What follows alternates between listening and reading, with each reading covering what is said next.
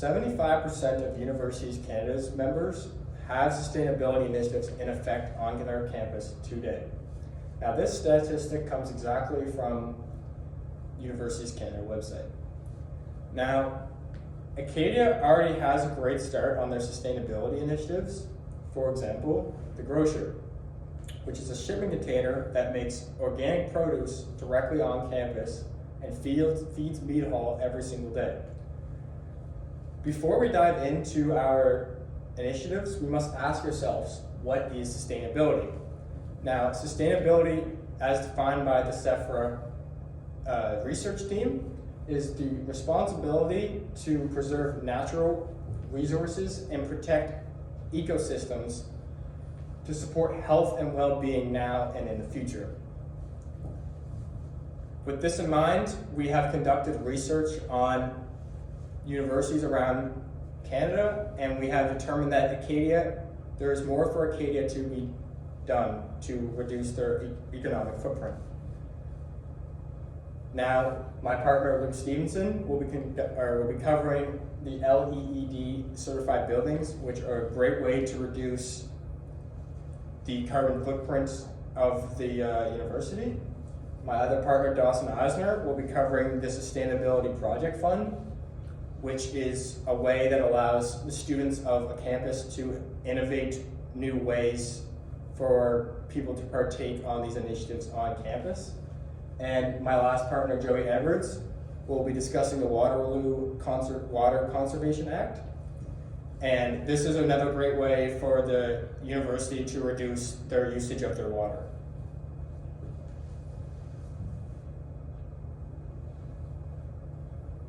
As stated on the UNBC website, the LEED certified bioenergy plant located in UNBC's campus provides the power and heat for several buildings on campus.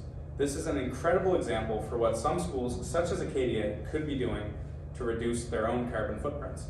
This bioenergy building uses sawmill residue provided by a local sawmill to keep these buildings warm year-round. Since 2012, this plant has offset close to 90% of UNBC's fossil fuel consumption by burning close to 14,000 tons of scrap wood each year. UNBC also ensured that several buildings were built with the LEED certifications in mind, using natural lighting to reduce carbon dioxide emissions, while also using light-colored roofing materials to reduce heat islands. Heat islands are areas in usually urban cities that, due to the number of buildings and lacking of greenery, such as trees, creates almost a heat bubble that keeps that area slightly warmer than natural landscapes such as forests. The Sustainability Project Fund, which was originally founded by McGill University in 2010, is a fund that promotes the projects to make the campus more sustainable. The way that the fund is created is they take 55 cents from all tuitions, and that amount is matched dollar for dollar by the university. This is valued at over $1 million per year, and in order to use this fund, students must bring an idea to the board, and if the board believes that this is a very good sustainable project, they will grant the amount that they are asking for this project. This has given over 75,000 volunteer opportunities as listed on McGill University's page. Acadia might not be able to exactly duplicate this at our university. However, I do believe that if Acadia was to take about $150 from the tuitions paid from the students, they get around $600,000 if the amount of students enrolled is similar to what Acadia University states. With this amount in mind, we could do many different sustainability projects, such as the LED buildings or even the water conservation, as Joey will go over later. This amount may be able to decrease eventually once Acadia seems to begin this project fund it may increase more over time. McGill University, for example, their fund has produced over $10 million since it was originally made in 2010, and I imagine that Acadia University could do something similar.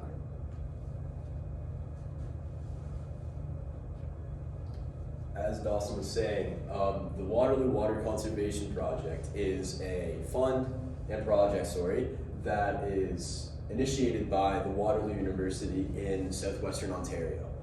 And what it does essentially is, due to Waterloo's campus being very close to many bodies of water and the Lower River running through the campus, for example, it's very important to keep in mind and take into consideration the quality of the water and be respectful of your surroundings, as well as the usage of this water.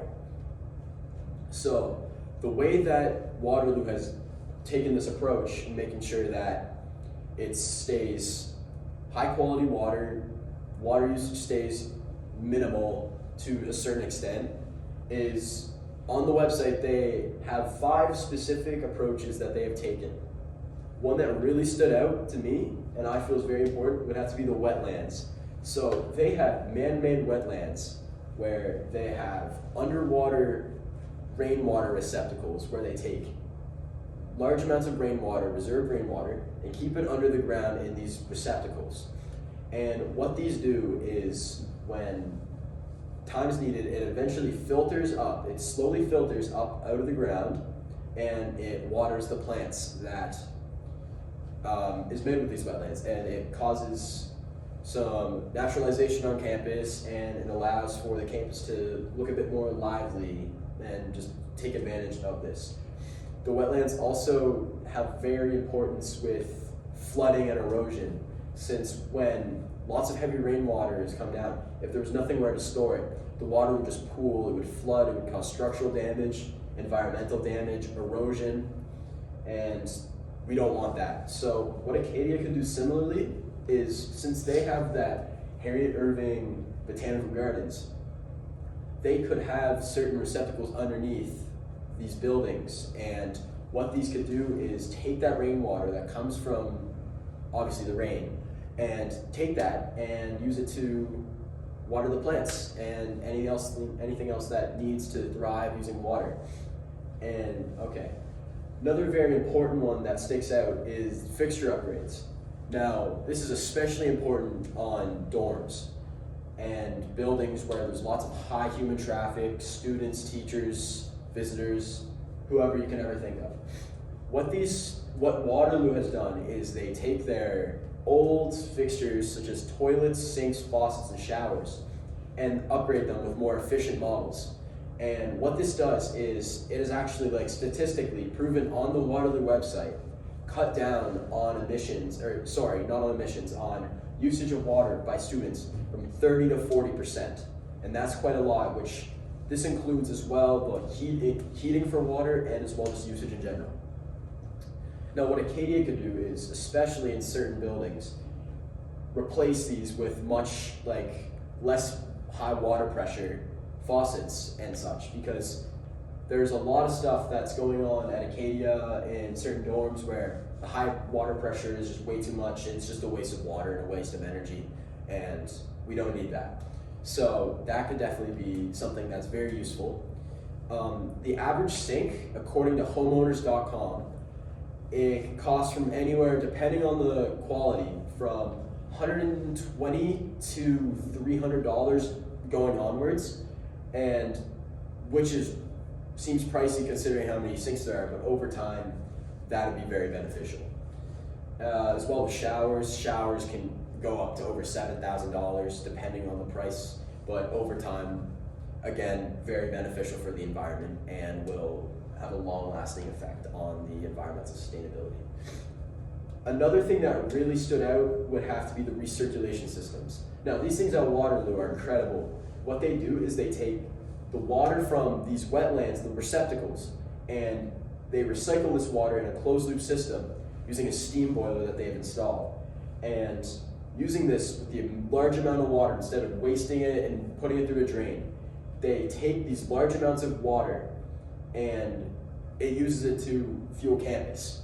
And right now, to my knowledge, according to their website, it only reaches around South Campus.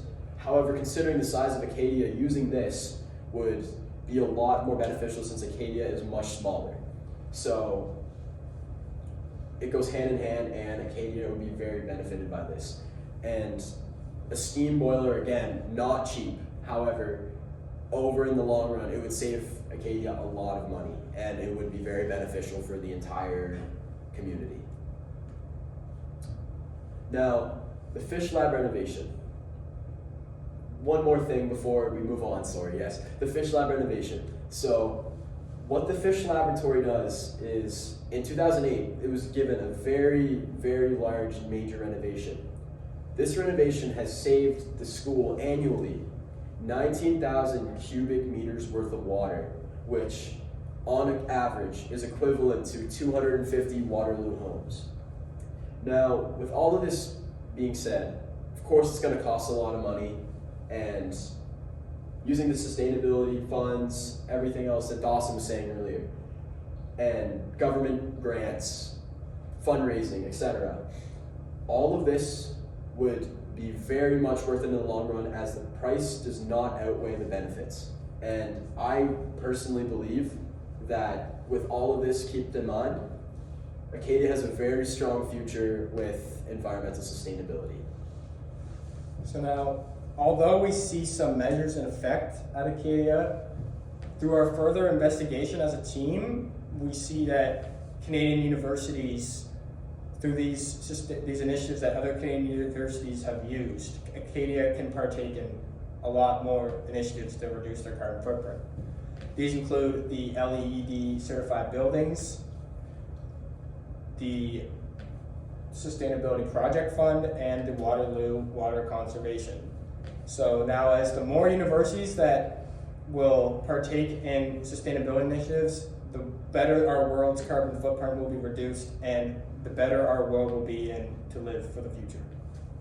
We would like to thank the FC Manning Board of Directors for listening to our project, and thank you very much. Thank you very much.